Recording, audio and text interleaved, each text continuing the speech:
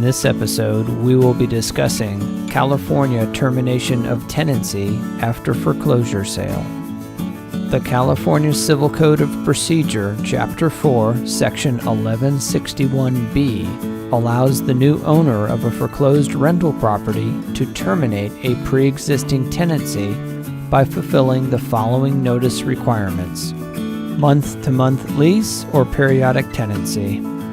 A tenant or subtenant in possession of a rental housing unit under a month-to-month lease or periodic tenancy at the time when the property is sold in foreclosure shall be given 90 days written notice to quit before he or she may be removed from the property as prescribed under the law.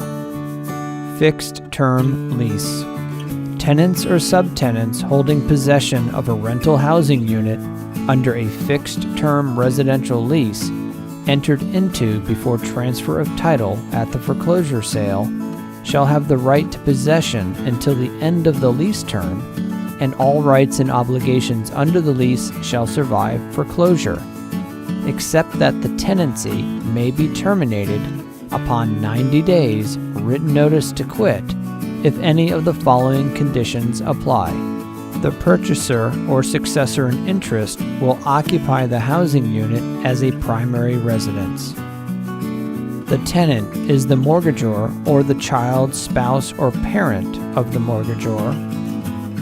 The lease was not the result of an arm's-length transaction, or the lease requires the receipt of rent that is substantially less than fair market rent for the property, except when rent is reduced or subsidized due to a federal, state, or local subsidy or law.